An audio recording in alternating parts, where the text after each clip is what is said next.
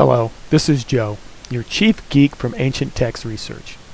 I want to show you a quick tutorial now that explains the date features in STAR.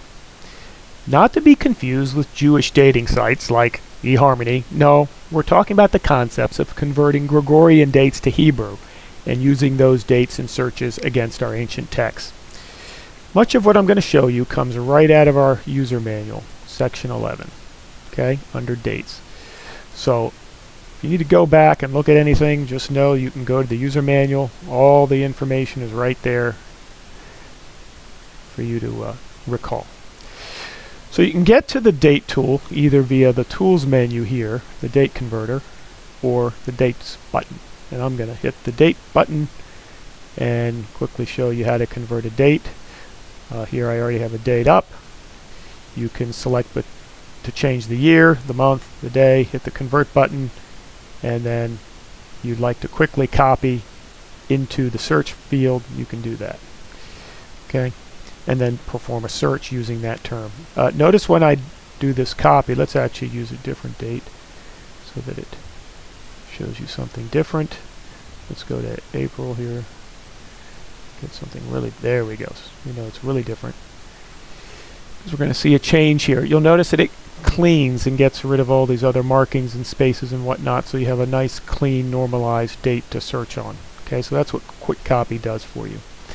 In addition, you can add the Omer prefix, and I already have it default. This is the adding the on the day. It's called Omer. Okay, and you can go online and read about Jewish and Hebrew dates, and it explains what that is. This is a shortened version of that. Did you notice that the bet character disappears? How do I know that's the bet character?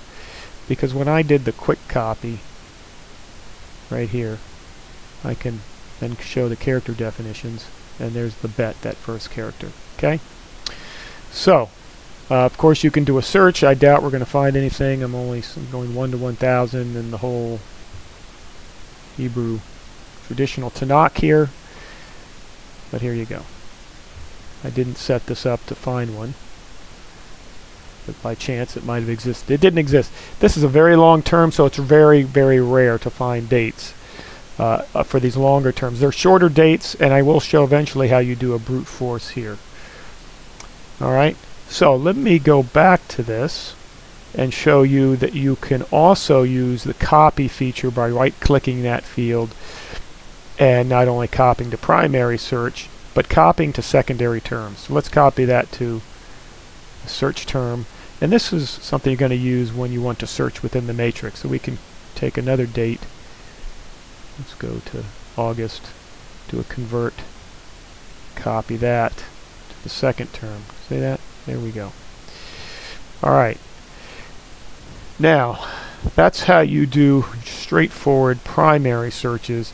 I want to show you how to do a brute force search on a span of dates.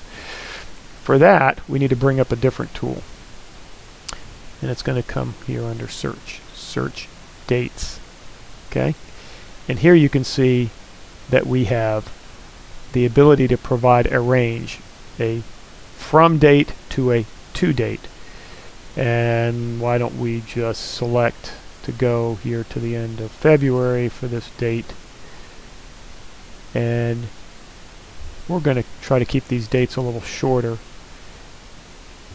And this will immediately do a brute force search. Now let's not do too many dates because I'm going from, I'll tell you what, let's change this to go 1 to 100 because this may take us a while to search this many dates.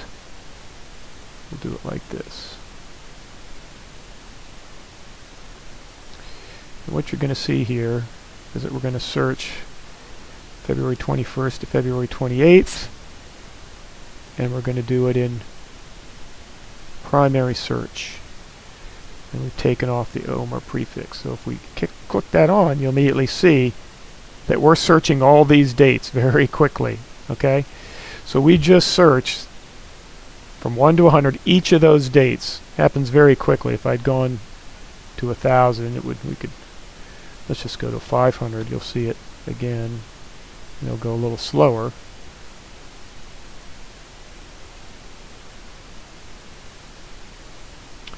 See that? So I'm going through each of those dates in both algorithms. Forward, vertical, that's